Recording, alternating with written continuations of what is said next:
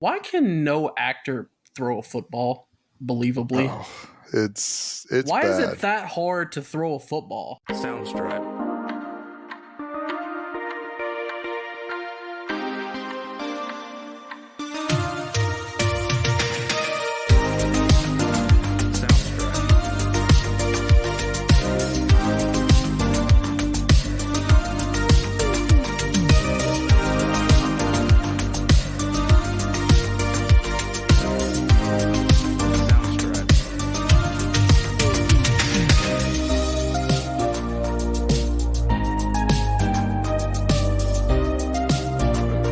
Welcome in to another episode of Blockbusters, a classic movie podcast where if you're like us and you miss the days of packed movie theaters and movie stores, then this is the podcast for you. I'm your host, Caleb Suggs. Joining me are my co-host, Dakota Lowry. What's up, everybody? And Ernie Ferguson. That's the difference between us, Caleb. You think we're fighting, and I think we're finally talking. Well, I always get thrown off when you throw my name in there. Well, you know, there are some other things that I wanted to say, but I don't think Kelly Preston's line would have been quite applicable to this conversation or this podcast. when it says he's getting married to a classic girl and it switches to their oh man, that's classy as it gets right there. Yes, she's the classy girl. But here we are, back with another Tom Cruise movie. Thanks to Dakota, right? All your fault. All my fault. Just like Lost in America is your fault, right? If that's the kind of logic we're going to use, that sounds right. There we go. But no, I mean, I said it last week.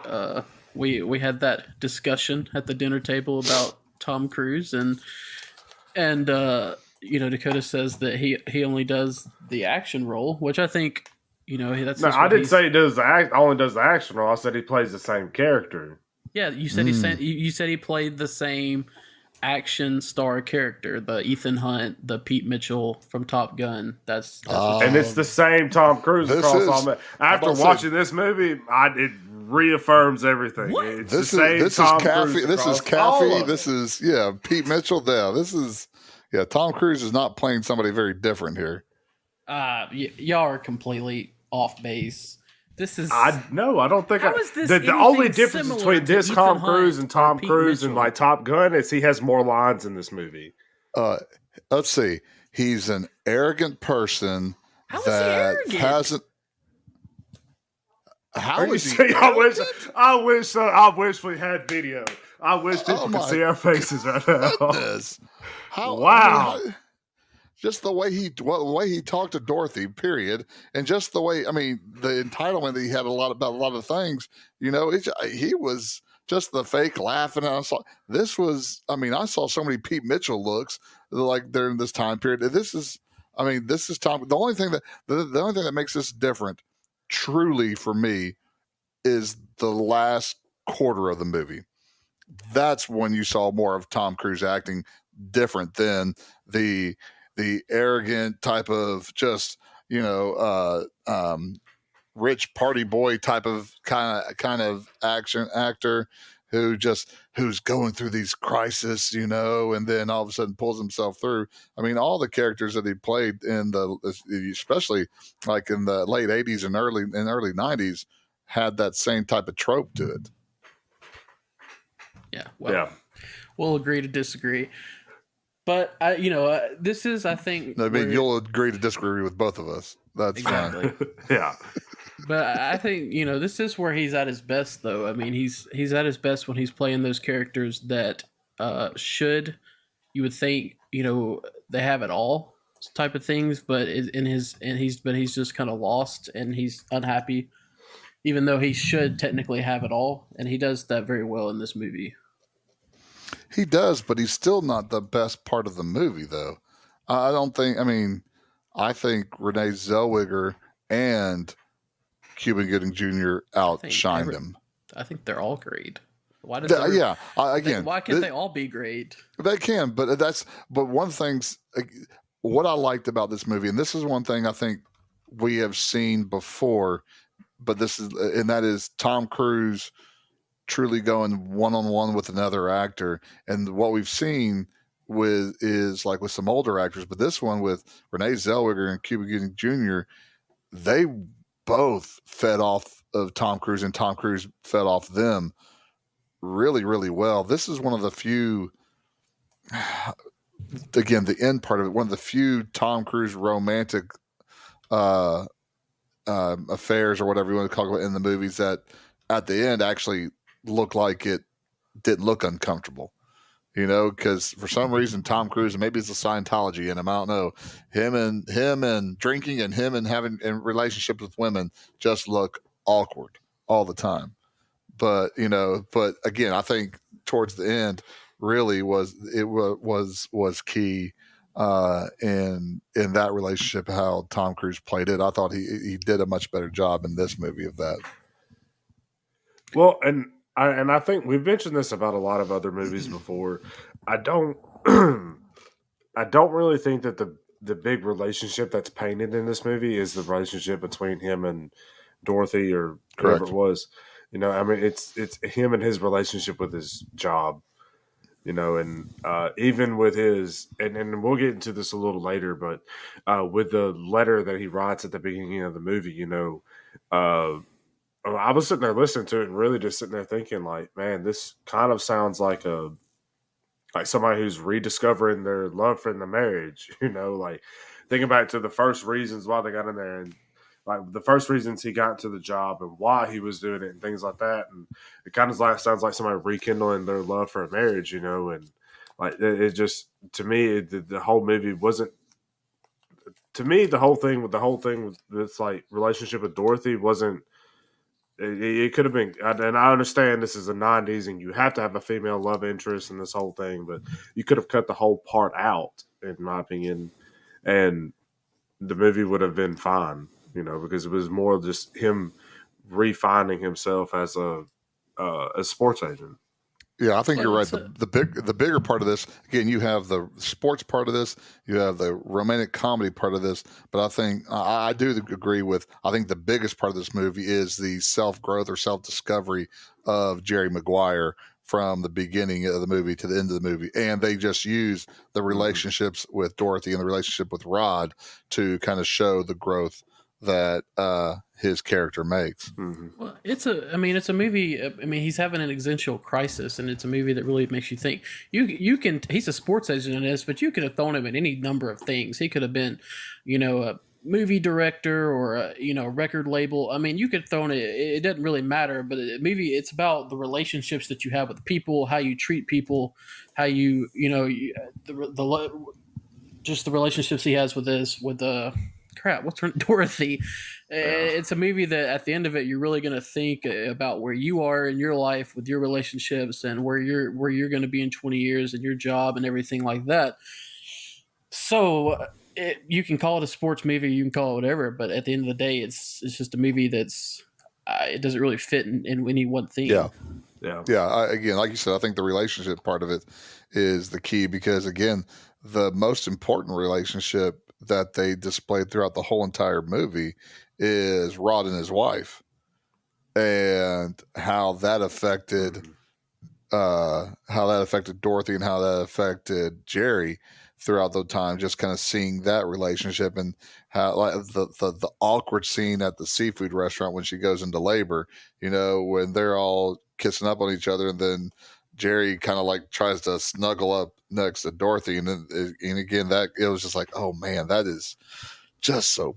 That's like watching two sixth graders date each other right there. It was just so painfully awkward. Well, Jerry Maguire is a 1996 American sports comedy drama film directed and written by Cameron Crowe. It was produced by Crowe and James L. Brooks for Gracie Films and distributed by TriStar Pictures. Stars Tom Cruise as the sports agent Jerry Maguire alongside Cuba Gooding Jr., Renee Zellweger, Kelly Preston, Jerry O'Connell, Jay Moore, Bonnie Hunt, and Regina King. It was released in North American theaters on December 13th, 1996. Jerry Maguire was inspired by an experience the sports agent Lee Steinberg, a technical consultant for the film, had with the client Tim McDonald, who makes a cameo appearance in the film during the 1993 NFL season when free agency was introduced. The film was also partly inspired by a 28-page memo written at Disney in 1991 by Jeffrey Katzenberg. Jerry Maguire received positive reviews for his performances and screenplay. It grossed more than $273 million worldwide against a $50 million budget. It's the ninth highest grossing film of 1996. It was nominated for 5 Academy Awards, including Best Picture and Best Actor for Cruise, with Cuba Gooding Jr. winning Best Supporting Actor. It received nominations for 3 Golden Globes, with Cruise winning for Best Actor, Motion Picture, Musical, or Comedy, and 3 Screen Actors Guild Awards, with Gooding winning Best Supporting Actor.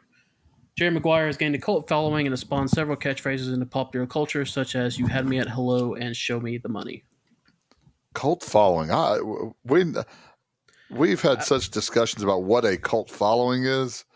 I don't see Jerry Maguire as unless it's like a bunch of wannabe sports agents that have combined together that have made it. There's 2 ways to say it's a cult movie. That doesn't fit, because a cult movie to me is something that was not very popular when it released, or just was very unknown, and over the years has gotten more popular. Normally, it's a cult classic is one that failed at the box office and it gotten more popular. But to say it gains a cult following, that can mean more of it just has a group of people, like, you know, like me and you can say we like the movie, but maybe there's people out there that just really, really love the movie. You know what I'm saying? I think a really good example of this is like a Napoleon Dynamite. Major League is another good one, but Napoleon Dynamite's one of those. See, I look at that as a cult movie. That's because it's a tiny film that, you know, has a kind of a niche that it plays, and that to me a cult following would be, I don't know. See, I can't even think of that. So I don't know. I need to see that again. This is such a mainstream movie, something that's a mainstream movie that has, and I didn't even come close to getting the quotes that are popular.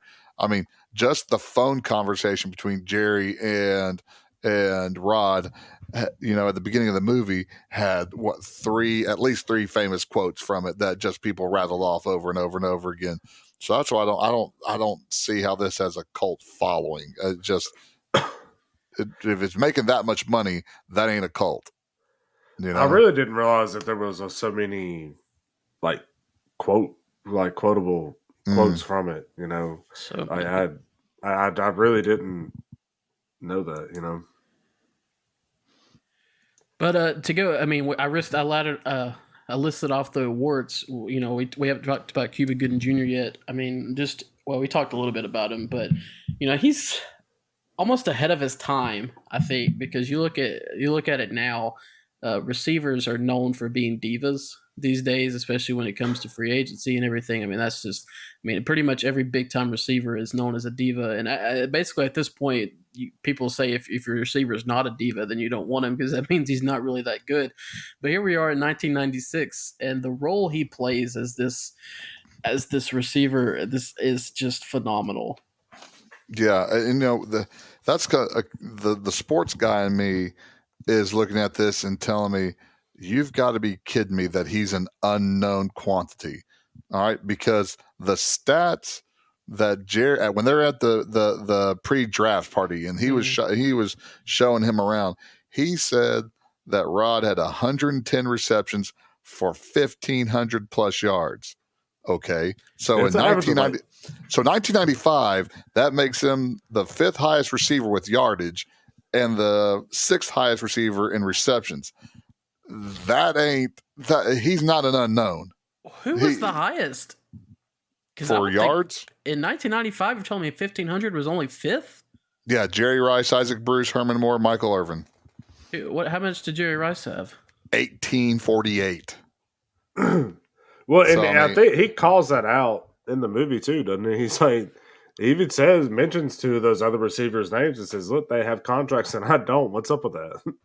Yeah, I mean, that's one of those things that you know, that's the part of me that, okay, you can tell a sports person had a little bit to do, a non-sports person had a little bit to do with this, because there's no way that if Rod had a year like that, you know, the Cardinals aren't looking to offer him something more than 3 years, $1 point something million. You know, even if he is a pain in the rear, you know. I hated when the GM said, I want my receivers to be 6'3", 220. See, I like my receivers to be like the shorter, like 5'10", 5'11", 6 foot fast guys. Yeah, By but the way, that's not the way. Dakota, I will hold on. Dakota, I will give you every buck in Ernie's wallet if you can tell me who that GM was for the Cardinals. Yeah. Like he's the real. Don't worry, Ferg. Don't worry. It was a. Let me put it this way. Hold on. I'm about to just take a wild guess here. Was it Bill Belichick? No, okay. Here, let me give you. No, he's a musician. Yeah, in my favorite band. I think I need to look at a picture. Honestly, I don't even think he knows. Like, if I said the band, I don't even think he would know his. Which is kind of ironic that he is Arizona's GM too, which is not too far from Winslow, Arizona, where he has a statue there. Yes, I know. I've had a picture taken there. Yeah. So it's got to be somebody from. I know it's got to be somebody from the Eagles. It is. We're not fortunate. We're not all fortunate like you, Ernie. No, again, because I'm 51 years old. I don't have any kids in my house, so I don't have. I'm old. This is where I get to do things. Plus, that was also part of an anniversary trip too. I would not have got this. Glenn Fry, yes, he's yeah. Yeah, this movie had Tom Cruise, Glenn Fry, and songs by Bruce Springsteen and Bob Dylan. This was like perfectly made for Caleb. This is like a Caleb Suck special. And Tom Petty too. Tom Petty, it's true. Yes, but Jerry Maguire ruined it by singing at the top of his lungs. Is that not the most relatable thing, though? Oh yes, 100%. Yeah, a lot of this movie is very relatable. You talk about his awkward relationship with women. I mean. That scene on the porch where he pops her. I don't even remember what exactly he did. He pops her dress strap, her straps down, and it's so awkward. But like this is what we need, not these incredibly unrealistic intimacy scenes we get in movies. This is more my speed. Yeah, but didn't she immediately come out and say, "Okay, look, he better not be attractive," and then you're sitting there thinking, well, it's Tom Cruise about to walk in. So she opens the door. She's like, yep, that figures. You're just what I thought. Yeah. Okay, as realistic as a movie about that has Tom Cruise in it can be, right? Which now seeing him as a sports agent, I can 100% see that because that kind of the little swarminess that I think Tom Cruise has around him every now and then. That's what I perceive as as an agent, sports agent. Even though he does have the height of a sports agent, which Bob Sugar, Jay Moore, who played Bob Sugar, did an incredible job of just. He had the most punchable face in this movie. Butthole. It was great too. But he was awesome. Again, he did exactly what you wanted to do. You hated every bit of him when he was dealing with Cushman, and when he was trying to snatch. Whenever he was trying to talk to Rod at the Monday Night Football game. That's it was. He did a good job. He and Kelly Preston were great. Bad guys. I don't know if Kelly Preston's necessarily a bad guy, but she's just a strong, independent woman. She's a classy lady. She is a classy lady. That's with a mean right hook. Yeah. So Jerry Maguire is a slick 35-year-old sports agent working for Sports Management International SMI. After criticism from an injured player's son triggers an epiphany, he writes a mission statement about perceived dishonesty in business and his desire to work with fewer clients to produce a better, more caring personal relationship with them. So the movie opens up. I mean, we don't get the this. We get very successful Tom Cruise and he's enjoying life, and then we get like halfway through the movie, then he has his personal crisis. The movie opens up with his personal crisis, where you see him just going through a montage of all the different clients he has. He has the one client that won't sign the baseball card because he can only sign a blue dot. I forgot what it was. and then we first off, I did want to mention we get They introduce Jerry O'Connell's character in the video montage. Why can no actor throw a football believably? It's Why bad. is it that hard to throw a football? I mean, I'll give him credit. It's not the worst I've seen. I don't know if you've ever. I can't think of what the actor's name is, but if you've ever seen the movie The Duff, the dude in that movie, watching him throw a football is the most pitiful thing I've ever seen in my life. But Well, Jerry O'Connell doesn't do much better. no, but that's not the only thing that's jacked up about that scene. If you look behind him, one of the coaches is wearing a gray T-shirt with TSU on it.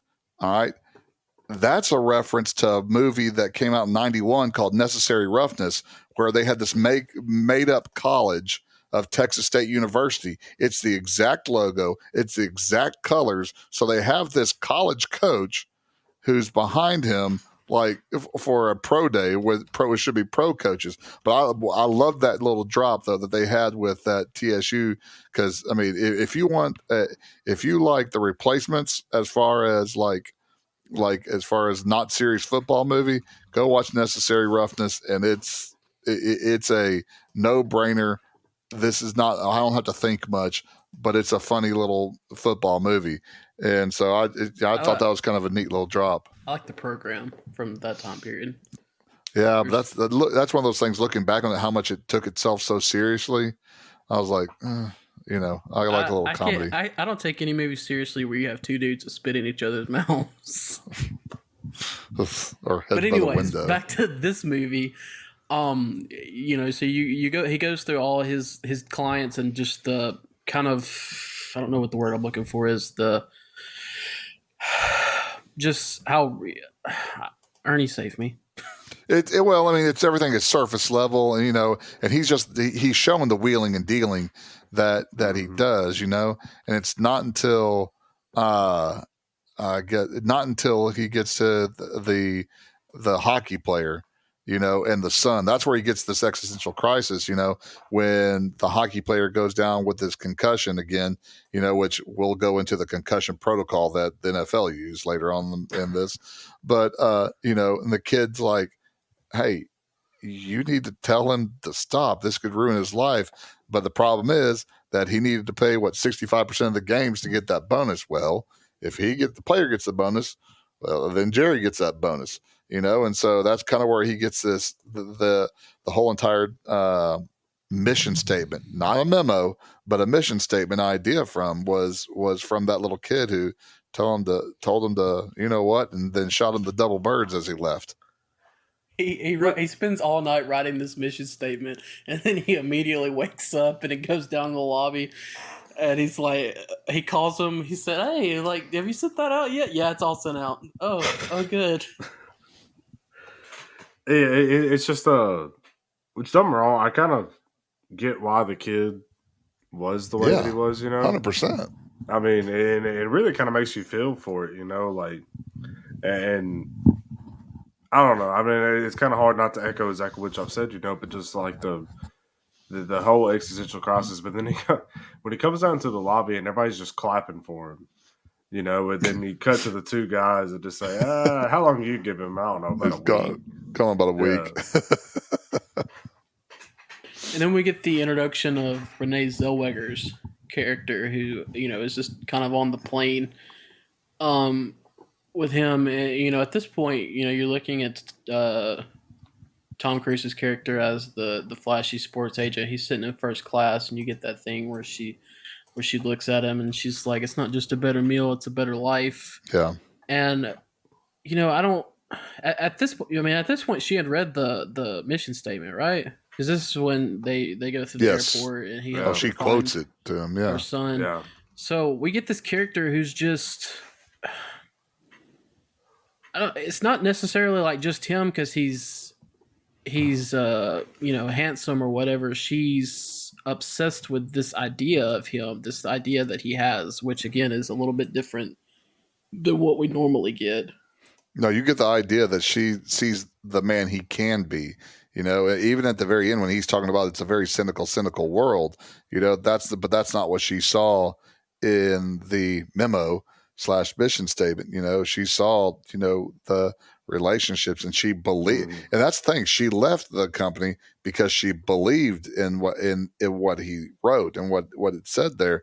You know, that's where you get the cynical Jerry Maguire, but you get the very, very, very focused on the hope that Dorothy sees in all this. You know, kind of bright-eyed type of naivety that you may see from her, and you know, that's where it's kind of hard to see that naivety kind of like dull out throughout the movie, you know, until the very last scene. In response to his mission statement, SMI management sends Bob Sugar, Jerry's protege, to fire him. This spurs both men to race to call every one of Jerry's clients to retain them. Jerry speaks to Arizona Cardinals wide receiver Rod Tidwell, one of his smallest clients who is disgruntled with his pay. Rod tests Jerry's resolve through a long tirade on his lack of contract extension. By the conclusion of the conversation, Jerry has retained Rod but lost his other clients to Sugar. So as Ernie mentioned earlier, the phone call, this is where we get probably one of the better parts of the movie, just him going through all these phone calls, but most specifically the phone call with Cuba Gooding Jr.'s character, where Cuba Gooding Jr. first gets his chance to really shine just as this character, and he knocks it out of the park, and this whole phone call is just outstanding. We get so many of the quotes with the "show me the money" obviously is the popular one, but what is it he says? I am for black. What he says, I love black men, and then it was I love black people. You know, I mean, of course he starts off with "show you the money." No, show me the money, Jerry. So, man, just the way that he screams it is just so awkward and funny, especially when everybody's looking at him. You know. And he looks back, which is kind of funny because earlier in one of the conversations that Jerry has with one of his clients, he says, "What do you mean? I am Mr. Black Person." And then they cut later on to this conversation where he's yelling, "I love black people," you know. But again, the interaction between Rod and Jerry, you know, is the foundation of this film because of how, again, it puts into play Jerry's mission statement / memo, the idea of them being friends at the end of the movie, not just being a client. You know, it shows that growth that they have. But man, just that was a great scene, and that's one thing that Tom Cruise is good at doing, and that's going extra and just doing extra stuff, and just the yelling on the phone and everybody staring at him while he's doing this, you know, because they all know what's happening. And when he comes out of the office, I know y'all are expecting me to freak out, you know, and they all kind of recoil when he does that because they're like, okay, he's about to go postal on us. So, you know, that was a good scene. It was also on the phone call where he says, I'm gonna make it simple for you. What does your heart tell you? And then he pauses and he's like, well, I'm sorry to hear that. yeah. Going through the whole client, he calls the one woman, she's crying, and then she thinks she's hung up and switched to Bob Sugar, and she like stops crying immediately, and he's like, "It's still me." But yeah, you get the him going out once he goes out the office and he's leaving. So this is where I don't see, because you're like, it's basically just Pete Mitchell and Ethan Hunt. I mean, those characters are always calm and cool, collected, you know, suave. This unhinged character that he plays as he's leaving, do you know how dramatic you have to be to, while everybody's watching you, go and scoop a fish out of the fish tank? And then naming it, then holding it up, and me and Flipper. And he's like, "Who's coming with me?" And nobody's coming. Oh, that scene just makes me laugh just thinking about it. Yeah. But then again, if you watch something like Color of Money or Cocktail, you get some stuff like that where he is unhinged, you know. I mean, and even, you know, kind of the galactically stupid quote and the way he acted in A Few Good Men. Again, you still have that same paintbrush of a character, again with some differences.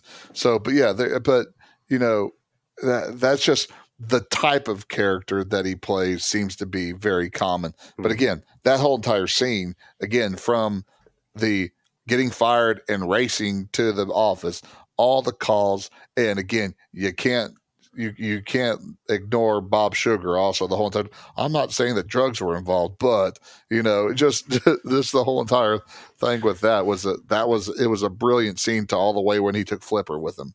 That it was a brilliant scene. Yeah, I really like the fact that and I was kind of going back to the phone conversation with Rod, but the fact that it kind of immediately calls into question, it's like, hey, like you've written out this statement, you've talked about how you want to be more personable with players, and you want to, have fewer clients so that you can focus more on them. But like, are you actually going to do you actually believe what you just wrote down and published? And you could kind of see at the beginning of the conversation where he's struggling with that, where he's obviously trying to get off the phone so he can focus on other clients and try to keep as many people as possible. But then as he goes through it, that he starts realizing that, hey, like if I'm going to keep any clients at all, like I do need to sit down and have intentional conversations with some of them, And then, of course, the scene ends with them walking out and him saying, "Let's see how they do without us," and then they immediately go back to working. Exactly. Is, like if is it the perfect example of corporate America? I don't know what is. Yeah. That's not the perfect example of any job at all. Leaving the office, Jerry loudly announces that he will start his own agency and asks if anyone will join him, to which only 26-year-old single mother Dorothy Boyd agrees. Frank Cushman, a superstar quarterback prospect who is expected to be the number 1 pick in the NFL draft, initially says he will also stay with Jerry after he makes a personal visit to the Cushman home. Frank's father insists on a handshake deal based on his word instead of a signed contract, but Jerry eventually realizes that Cush and his racist father have secretly stayed with Sugar after seeing Jerry spend time to introduce Rod to other football executives. So, how good of a sports agent is Jerry if he didn't have a contract signing with Cush's dad? I don't care if he says he's an oak or not. That's just like that's just like 101. Yeah, you can't do that. I don't know. Maybe at that point it's just kind of like, do I really have a choice in the matter? But I mean, you're not. The thing is you're not talking about like $20 for lunch. You're talking about millions of dollars in the number 1 overall draft pick. Obviously, other people are going to go for that. You're a sports agent that's clearly bleeding and losing all of your clients, and you have the number 1 overall draft pick, and you're going to tell me you're going to go on a handshake deal? Like, no, I'm not. I mean, I don't. You have to do it. Yeah, I'm just saying. I think at this point you're trying to look at what, he's down to 1 client technically. He's looking for something, anything to grasp onto. So I mean, so that's why I would want that ink on paper. Again, if he's supposed to be that good of a shark, I mean, I know he was drowning, but come on, son. Yeah. And they turned on him pretty quick though, didn't they? I mean, how dare he show his other client to? Well, I don't think it was necessarily that it was another client. I think it was that a black client. Obviously racist too. Yeah. But Bob Sugar gave them what they wanted too. He was able to negotiate with Denver, which is what the dad wanted to begin with. He didn't want to go to San Diego. Again, this is just a caricature of what we would get later. Too many parents involved with their kids. I mean, not that some parental guidance is good, but you used to see. I mean, look, the kids. I think you see it in the kid, the Cushman. Almost called him the Cush, where I mean he kind of knows what they're doing is wrong. That they've wronged Jerry, and he says it multiple times. I just want to play football. I just want to play football. I don't care if I go surf or ski. So again, it's like it's really just the dad that's kind of running everything. And well, then even at the end of the movie, when you're coming out of high school, that's one thing. But this kid is going in professional football. Your dad should not be running things. Yeah, like Archie Manning and Deion Sanders. Yeah. And again, Archie Manning and San Diego too, because he didn't want Eli to go to San Diego. So this is like foreshadowing for what happened there. Yeah. At least Eli Manning won 2 Super Bowls. You don't know. Cush could. Yeah. Well, leaving the office. Oh, I'm sorry, that's the same Yeah, that paragraph. was the same one. After an argument, Jerry breaks up with his disgruntled fiancee, Avery, who is emotionally unsupportive. He then turns to Dorothy, I can't becoming cry. closer to her young son, Ray, and eventually starts a romantic relationship with her. So, Kelly Preston is so extra in everything she does in this movie. You know, from the first time we see the classy woman to this, where she just turns back and just punches him twice and knees him in the, I'm going to say the upper stomach and not the middle waist. But, and then like when they're in the press box in Philadelphia and the GM from Arizona is talking to him, she's behind him, just has the L on her forehead type of behind him. Just, I mean, she was entertaining for, again, the people that were in this movie for a small amount of time, you know, Bob Sugar, Avery, and then Regina King's character also, they, and the brother too of Rod, those background players, all along with Bonnie Hunt too, the Laurel, the sister, they all, that's what makes this movie a good movie, is that they weren't just depending on Tom Cruise's star power. The other people joined in and cashed in whenever they were on the screen. Yeah, and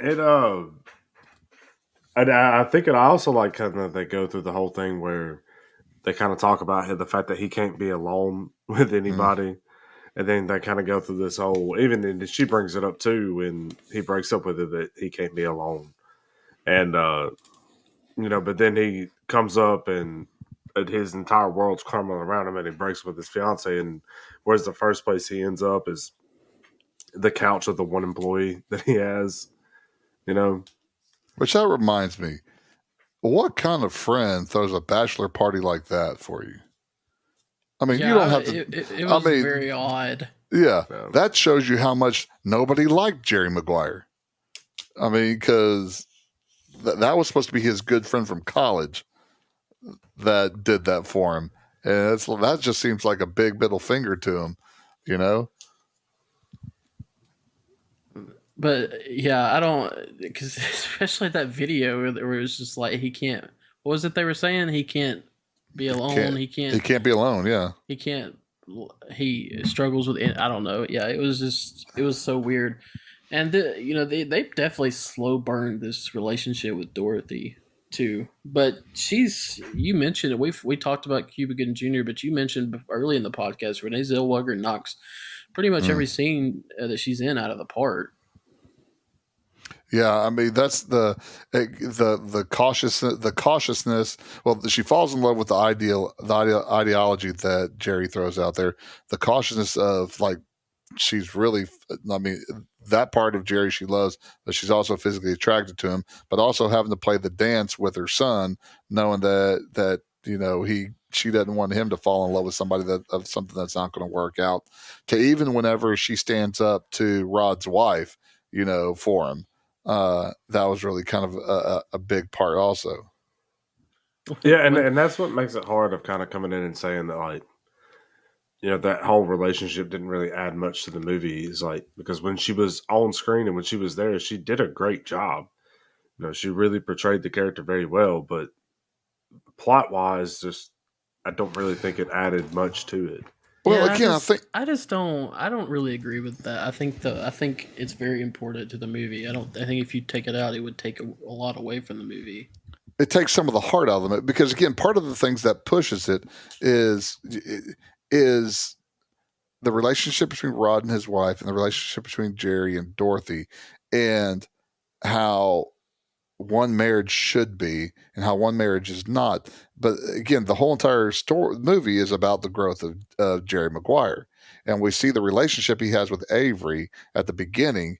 And then we see as he morphs into a better person and a better man, you know, so does that relationship. So I think that plot line, you know, there's a whole bunch of plot lines in this movie, I agree. Yeah. But that plot line and his relationship with Rod and the business, those three plot lines all push the growth of Jerry Maguire. And again, I don't have a problem. It's 2 hours and 15 minutes. I didn't have a problem with the length of the movie. And so that's one of those things. If we're cutting something out, if it makes the story feel long, and I don't think that the story ever felt long to me. Yeah, I don't. It's like I said. I didn't really think that it felt long. I think it was more or less that it was just. I don't know. And I think it's like I said earlier. I think the bigger part of the movie was his relationship with the job and his relationship with the bride. You know, so. And you are allowed to have that opinion, even if it's wrong. It is, but like Ernie says, it's all these different things coming together, and then at the end you get this I don't say perfect, but formulated version of Jerry Maguire that has come full circle in his work life and his personal life with romantic side and personal life with friends. Well, Jerry concentrates all his efforts on Rod, now his only remaining client, who turns out to be difficult to satisfy. In need of money, Jerry calls in a favor to get a contract extension from Rod's current team, the Arizona Cardinals, but receives a lowball offer, and Rod needs that $10 million deal for his family to live on. Rod and his wife decide to pass on the offer despite Jerry's warning that if he gets injured, he will receive nothing. So here's where I think Cuba Gooding Jr. does the best in.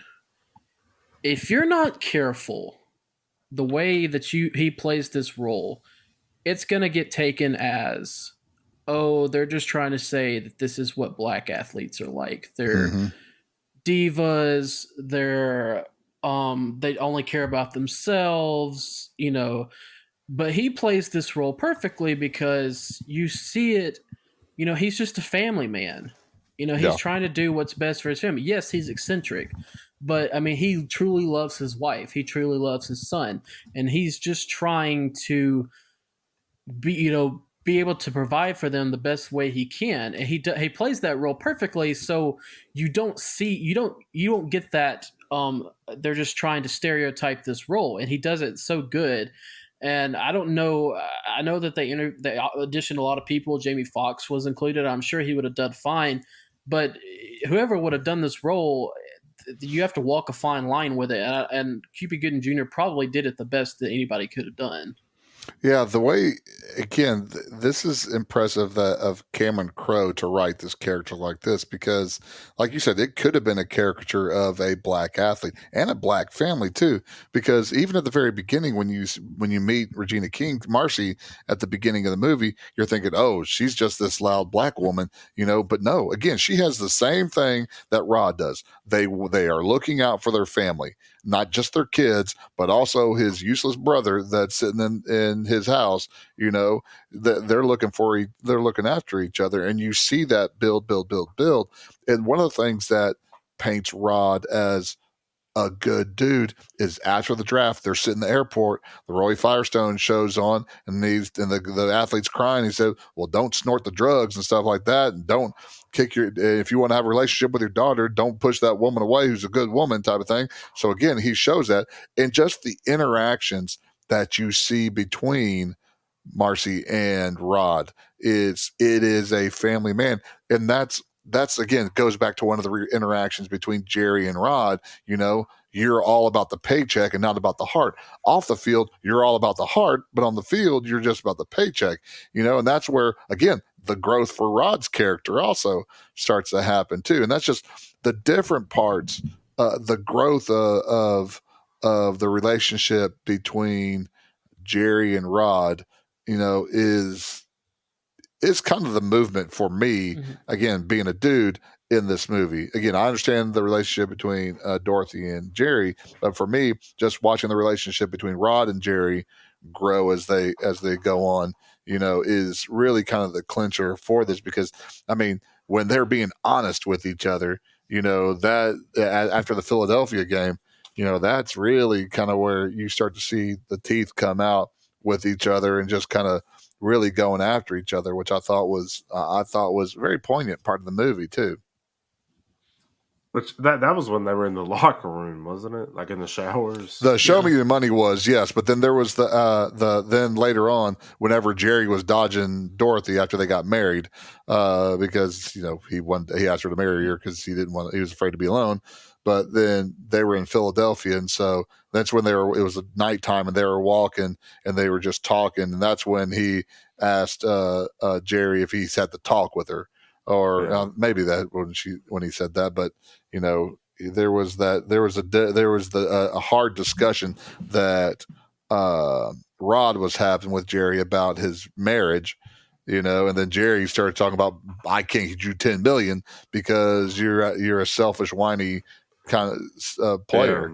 That's when they went on later and got on the bus. I think yes, this is one of the earlier conversations though where they were at both. I think this is, like you said, the first time that they really kind of, there's like, oh, we realize, hey, we're not friends, we're just I'm just your agent, I work for you, and this is plainly what it is. But man, I'm not gonna lie, and I know it was kind of an intense argument, whatever, but just the thought of them standing there in the showers and you got air dry, just hanging. You got air dry. Yeah, you can tell Dakota didn't play sports in high school. Did not play sports growing up. Absolutely, because I think not. To me and Ernie, that's not a big deal. Well, it's not even them just standing there talking. Like, I mean, we have a locker room at work and everything. That doesn't really bother me. It's the fact that they're having this intense argument while all this is going on. Well, I can promise you, in every single locker room, there are people that are way too comfortable with themselves. There are shore walkers and there are people that stay in the water. And so, the shore walkers, they're very sure of themselves. So they're going to be walking around no matter what. But but this is again where this is help me help you. And then that's where my quote came from, where the difference between the way they were looking at this, finally Jerry was talking to Rod. He was seeing Rod, he was hearing Rod, and they were talking. He said, we said, you think we're fighting? I said, we're finally talking. That's, again, that is that needle starting to move in the relationship there too. Well, without any money coming in, Dorothy knows that Jerry is unable to afford payroll, so she decides to move to San Diego for a more secure job offer with health benefits. Afraid of losing her, Jerry proposes marriage to share health benefits, and as she is smitten, she agrees. So again, we're adding layers to the relationship here because you get a thing where, I mean, you can tell that Jerry cares about her, that he likes her. It's not just, I mean, he tells the whole thing to Cuba Gooding Jr. about, he's like, why did you marry her? And it was, loyalty. She was the only one that stayed with me.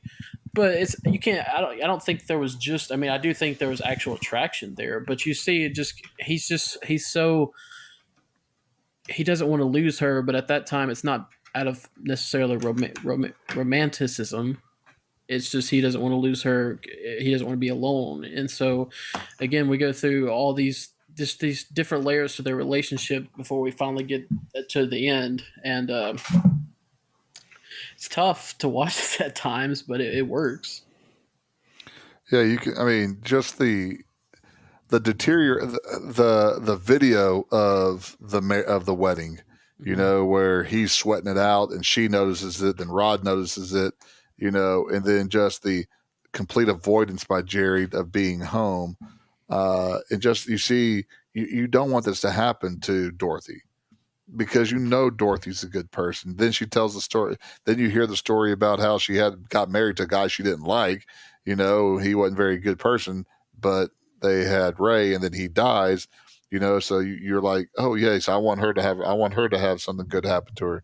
But then, I mean, you just see that whenever Ray knocks on the door to come in, and she says no, and he says yes, trying to put that barrier up.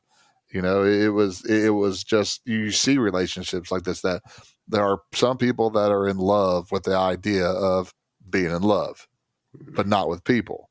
Again, being a high school teacher, I see that all the time. I'm in love. No, you're not. One, you're in lust, or two, you just love the idea of being in love. And that's kind of like Jerry is. He didn't want to be alone. He didn't necessarily want to be with her, but he didn't want to be without her. So, it was painful to watch in the way it's supposed to be in the movie, painful to watch, to see that deterioration of it. And again, another brilliant move of the movie was having Dorothy realize that that I love you so much, but you're not necessarily in love with me, and I'm calling this off before I guess more emotional damage can happen to her. Well, and then you also, I mean, like we talked about, but you have the relationship with the son as well. That clearly he has this, and I think in a couple times in here that she brings that up that he's kind of a father figure that the kid doesn't have. And then kind of adding another layer to that complexity of that relationship. And I think Jerry sees that and knows that as well, and that's obviously we talk a lot about the him not wanting to be alone, but also when you add in the fact of the kid and Well, you get that scene where he's sitting there watching him sleep and he's crying, and I don't think it's just like tears like for the kid. I think it's tears like, why can't I love this woman and this son like I need to? yeah. Because it's like that he has that desire, but he doesn't know how to do it, and so he's just ruining everything. And I think I think it's tough because it's tough for him because you can trace everything that he does all the way back to that mission statement, which is, I think, part of why, like, when she tries to hand the mission statement to Rod and them, he doesn't want to read it because, if he doesn't write this, he's still, at his job with, successful, and she's still at her job. And so everything that's happening is because he had that, existential crisis. So when you're dealing with all that, it can be overwhelming. And, coming from somebody who was a widower with a child, and you think about having another relationship, you worry about, one, you want to find somebody that wants to love your child, but then you also worry about somebody who just loves the child and tolerates you, and that's, and as Rod say, this is Terry Ferguson. Yes, yeah. Well, she got to know Ryan before me. Ryan was running around the school, and Ryan was hanging out in her classroom before we even knew who each other were. We were working on the same campus, but we didn't know each other. We barely knew we knew each other's names, but we didn't know who each other were. So yeah, she had a relationship with my daughter first. But but going back to the movie though, hey, when you're shoplifting the pootie, this is what's going to end up happening. And Rod tried to warn him. I did not shoplift the pootie. I did not shoplift the pootie. Over the next several months, Rod and Jerry grow closer through a series of open and difficult conversations as they struggle to secure him a contract. Rod tells Jerry that he wants him to be honest, while Jerry tells Rod, help me help you, convincing him to stop complaining and start playing with his heart. Rod takes Jerry's advice, playing well and advancing the Cardinals. Jerry's marriage with Dorothy, however, struggles, so she suggests they amicably separate before losing too much of their lives to each other. During Christmas Day Monday Night Football game between the Cardinals and the Dallas Cowboys, Rod catches a winning touchdown that secures the playoffs for the Cardinals, but appears to receive a serious injury. After a few scary minutes, he regains consciousness and celebrates with a dance for the wildly cheering crowd. After the scare and the widely televised recovery, Jerry and Rod embrace in front of the media and show how their relationship has progressed from strictly business to a close personal one, which was one of the points Jerry made in his mission statement. Concussion protocol. Well, this is 1996. So we're going to clap in your face and say blink. Clap in your face and blink. That was, was like things that it's come a long way in 30 years. Okay. Yes, it has. Because it doesn't.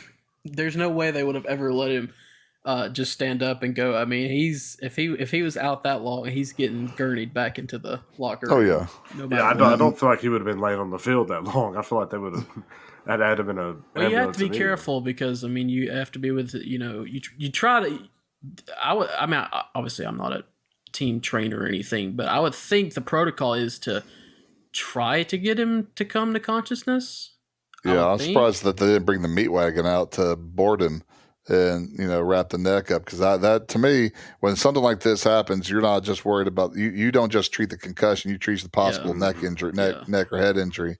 So, but again, this is a movie. He did do that. You'll see them now. They'll take they'll unscrew the face mask. They don't even take the helmet off because they don't want to risk any possible injury to the neck or anything.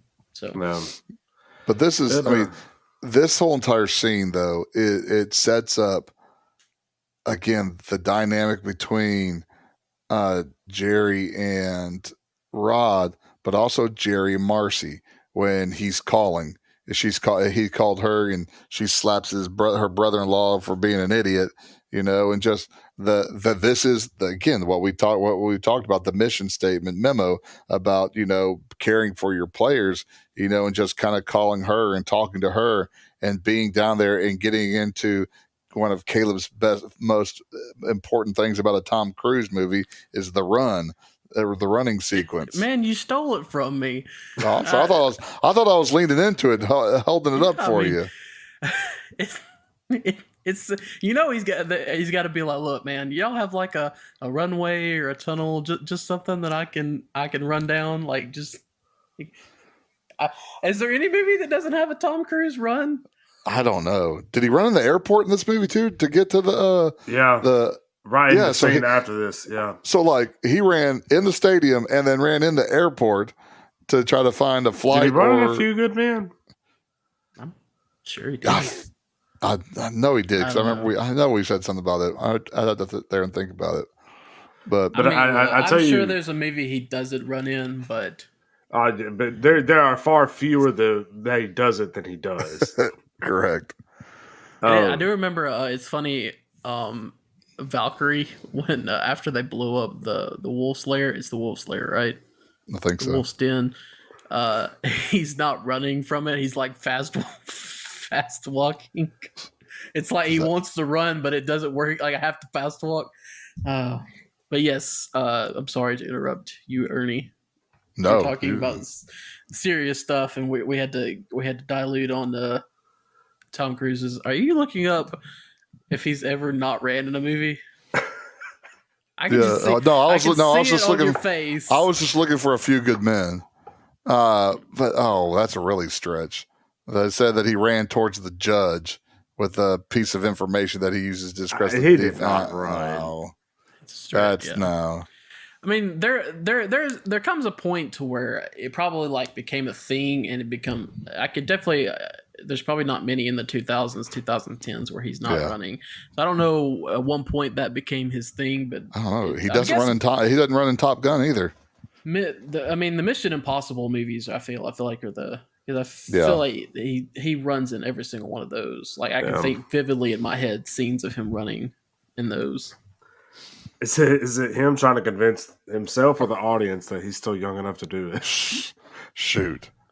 He can get after it. Let him get after it like he's doing. He's got a death wish anyways. He's 61 years old, and like the new Mission Impossible, I mean, he's actually doing those stunts, hanging on the plane and all that crap.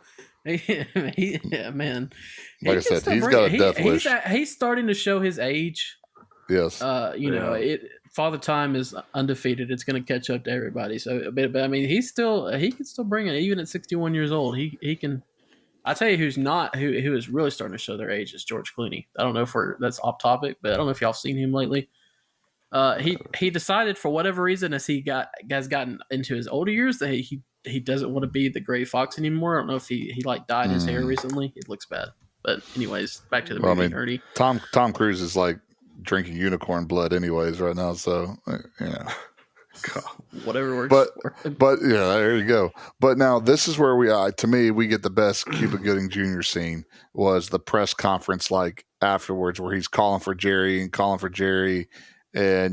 he finally gets a hold of Jerry. He really kind of embraces him, and then the phone call from his wife that he picks up the phone with his wife while all the cameras are around him. Again, in kayfabe world, that's where he makes his money. The standing up after being knocked out and doing all the dancing in the crowd, and then the cameras on him whenever he's talking to his wife. Then it makes it to where Glenn Frey wants to play the guitar for him and give him that contract. I tell you, this scene kind of also, though, I think really on both parts of them, it kind of shows the beginning of their like true friendship with each other. What was the other agent's name? Bob Sugar. Sugar, yeah. When Sugar walks up to him right before the end of the game and asks him where his agent's at, and even in all the frustration, and he's just like, oh, I don't know where he's probably not even here, but that he's still, like I'm not even worried about talking to you. I'm not even worried about, going to this. And then, Jerry's there and he shows up, and but then at the He's end, that big smile on his face. He's like, "You're here. You showed up." Yeah. And even afterwards, in the in the middle of the conference and everything, that when he's asking where Jerry's at, where he's asking where he's there, With triggering realization, Jerry immediately flies home, finding Dorothy in a meeting of her sister's divorcee support group. The group watches as Jerry gives an impassioned speech telling Dorothy he needs her and you complete me, to which she responds, "Shut up, you had me at hello." We didn't even backtrack a little bit. We didn't mention old TP when Rod gets hurt and he's like, "See, I told you he's too small to play in the NFL." And that's when his wife slaps the mess out of him. And get out of my house. Is that not realistic too? Like, there's so even in your own family, there's someone that just wants to bring you down. 100%. But the speech in the divorcees group, Ernie, that seems like you're well, again, to set it up with, you have the group, the divorced women's group, who are bashing men. And then when he comes in, they're all looking at him like, "Oh, here's this guy." Then he starts talking. Then they're all like, "Oh, I'm so in love with it." I mean, this is it's such a funny turn of events, that it happens. It really happens pretty good. And again, this was it was the talking by Tom Cruise was really, really good. But again, I love the reaction of Renee Zellweger the whole entire time. Of just kind of like deer in a headlight type of look, which she does really well, especially in this movie. And I just thought it was a good scene because, again, this is the epitome of Jerry making this growth that he wrote about in the beginning of the movie, and so it's one of those classic movie scenes that works every single time that you watch it. And again, you complete me and you had me at a hello. Yet another quotable lines from this movie. Mm-hmm. Rod appears on ESPN's Up Close with Roy Firestone. On air, he learns Jerry has secured him a massive $11.2 million contract with the Cardinals, allowing him to finish his pro football career in Arizona. Rod breaks down and thanks everyone, extending warm gratitude to Jerry. Jerry and Dorothy celebrate as Jerry is introduced to other pro athletes who have seen his work with Rod. Jerry and Dorothy are then seen walking with Ray, discussing about Ray's future as a baseball player after noticing his strong throw. So you thought Cush had a bad throwing form.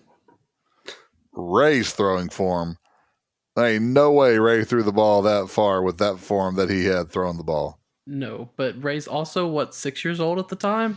I think we'll let it pass. No. Not if you go. Not if you go. No. That far. No. No, I'm grading him. He's going down. He's going down my list of do not draft him. At 6 years old? Hey, Jerry was waiting to put him in the minors or the majors the next day. Exactly. Jerry was already seeing money signs. He's going cha-ching, cha-ching. Well, shit, you know what?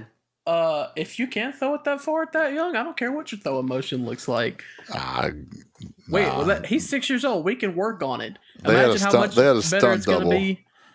I've seen Tom Cruise throw. Tom Cruise ain't going to throw it to teach him how to throw any better. No, he's not going to. He's the agent. He says that. He says, if it's lucky you know an agent that knows the right people that can help with his development. He never says that he's going to help with his development. At least he's self-aware. Exactly. Most parents are not. Most parents think they know everything about baseball. I've never met a sport in my life where every parent thinks they know everything than baseball. By the way, that's why I love volleyball, because idiotic dads don't have a clue about it. So you can actually sit there and watch it in relative peace and quiet.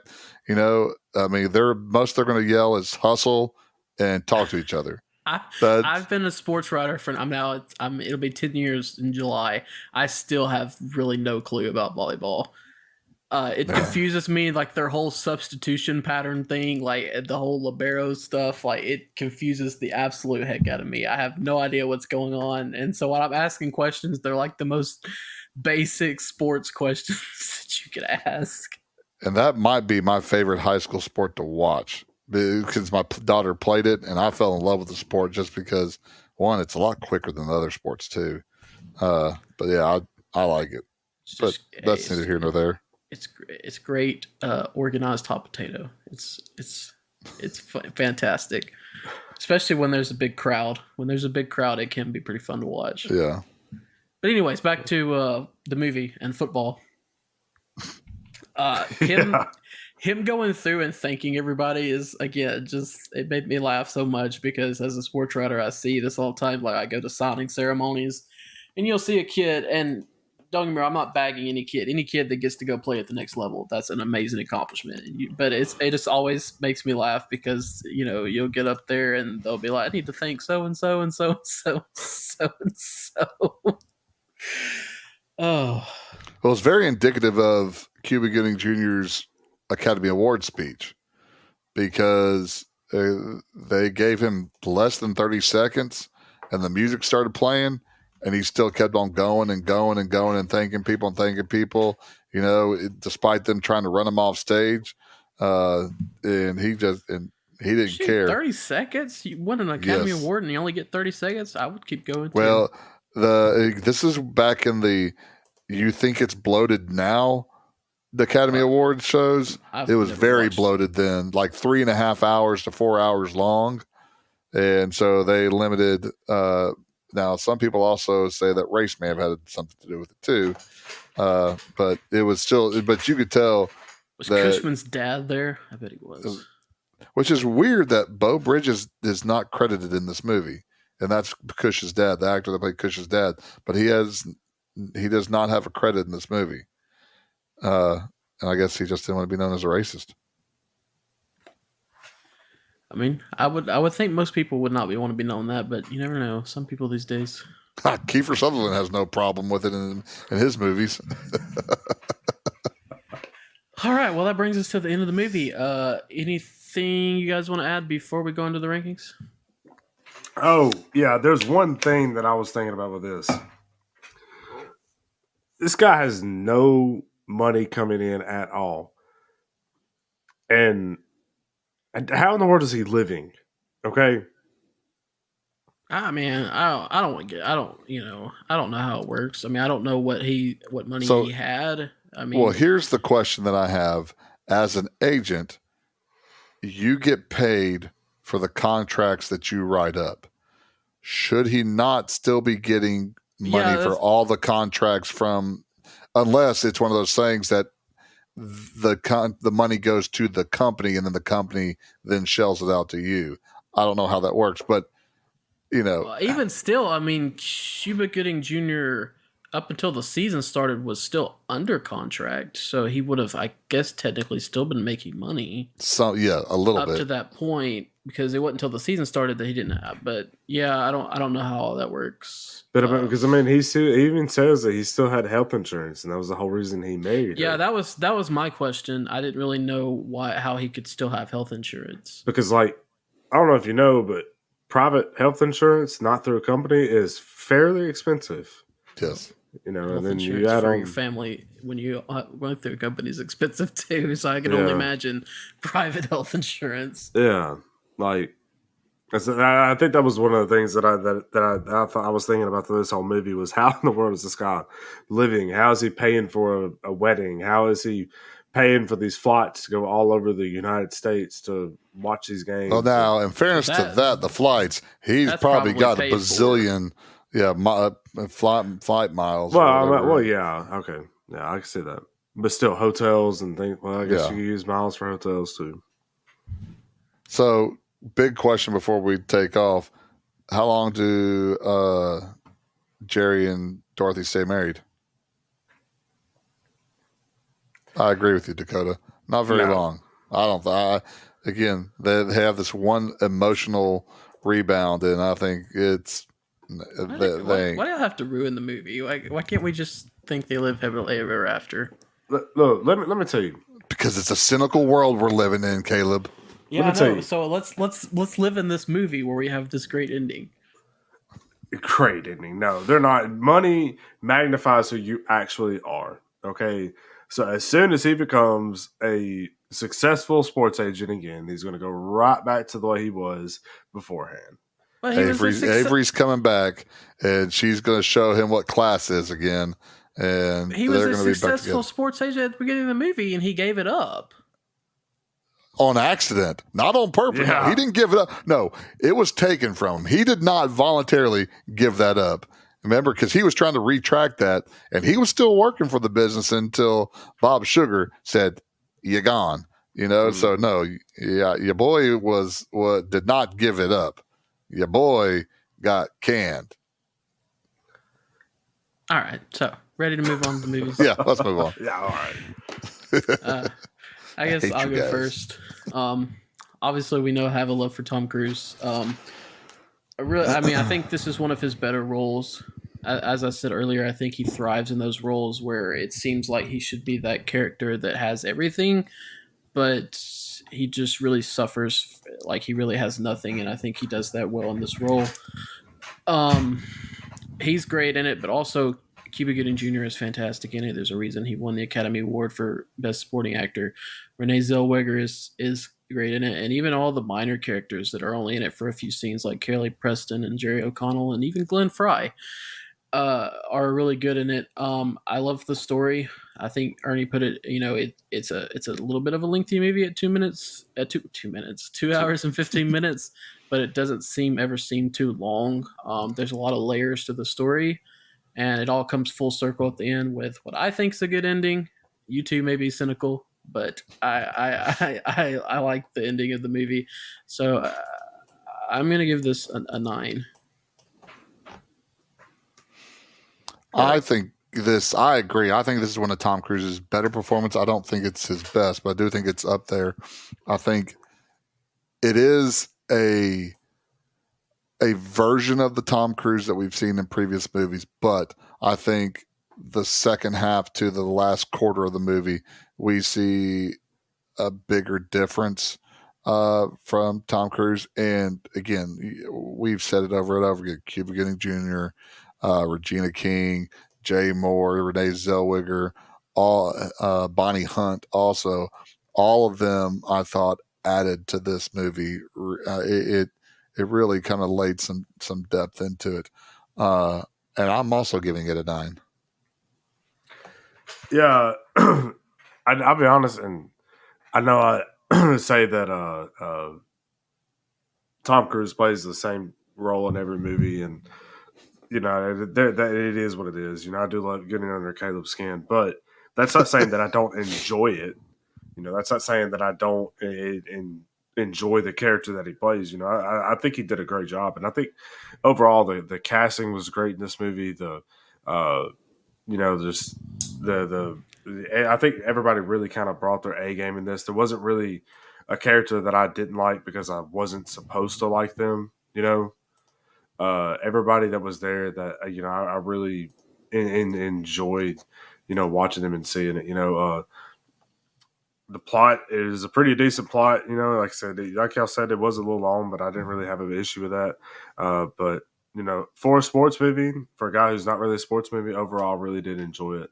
So I think I'm going to give this. Before you get your 4, this is Dakota's perfect sports movie. It's a sports movie technically, but that has very little sports. It's sports-ish, sports adjacent. It really is. I think I'm going to give the movie I'm going to give it an 8.25. All right, so it's a 9 from me and 9 from Ernie and 8.25 from Dakota. That averages out to an 8.75. Ernie, where does that put us on our rankings list? That's tied for 9th with Dead Poets Society. So it's right below Ferris Bueller's Day Off and right above Terminator, Goodfellas, and A Few Good Men. All right, and if you would like to see that full rankings list, you can go to our website. That's Oh my goodness, I just blanked. What's the website? Podpage.com Podpage. /classic blockbusters. That's podpage.com /classic blockbusters. We all have those brain Yes. moments, right? Yes. You can go on that That's what those website. called. Brain You can go on- farts. You can go on that website and see the full rankings list. All the episodes are on there and some other stuff. Ernie keeps up with that. We appreciate that. You can find us on Facebook, Blockbusters, a classic movie podcast. And you can also find us on Twitter /X, whichever one you want to call it, at BlockbusterPod1. We're streaming on Spotify, YouTube, and Apple Podcasts. And we appreciate everybody that's listened. I think I forgot what total number we're at, but we've gotten well over 1,000 now, and we're averaging like 30 listens an episode, which Hey, we're pretty pleased with that. So we appreciate especially since everybody. your family's like tripling up instead I of know my listening family to it cheated. They individually. were like, we all listened to it on the way home, and I'm like, that's 4 people in one car listening to it. I need to like that's not. Y'all That's gotta, cheating like, us. you That gotta is all cheating us. At least all go on your own phone and click on it so we get the. Oh, Lord. All right, so Dakota, it is your pick next. What wonderful movie will we be watching? So I was talking with somebody this weekend at an event, and they recommended this movie to me. It is an Eddie Murphy movie. Ooh. And it is a movie called Trading Places. Oh, yes. It's a movie I've never seen, so I'm pretty excited to watch it. Dan Aykroyd and Jamie Lee Curtis. What year is that? What? 83. That's 80, maybe 83 or 82. 83. Oh, That's another reason we took it. That's one of the year where we haven't done a movie out of. Is it? Yeah, I actually 83. didn't look at that. Look at that. 2 birds, 1 stone. There you go. all right. So Trading Places. That's what we'll be doing next. What is that streaming on? I assume it's free. Yeah, it's free. It's I thought it was Paramount Plus. Yeah. If you said Pluto TV, I was going to tell you to pick something else. Let me see. I don't want to unless, watch anything Pluto, else. unless Pluto wants to sponsor us. Yes, if Pluto TV would like to sponsor us, I won't say bad things about them. But until they do, Pluto TV sucks. It is one of the most confusing streaming platforms to try and navigate. I have a disdain for Pluto.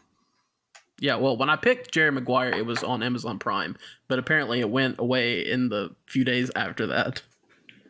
Jeez, Suggs, why didn't you have the foresight to know that? And then, well, you know what? If we're being honest, it probably said that on there, and I didn't notice it. But not only did it leave, but a movie that I was almost picked for last week came on Amazon Prime right after it left. So, yeah, that's how it works. All right, so Trading Places, that's what we'll do next week. 8.75, that's what we gave Jerry Maguire for this week. Tom Cruise rules, and anything else to add?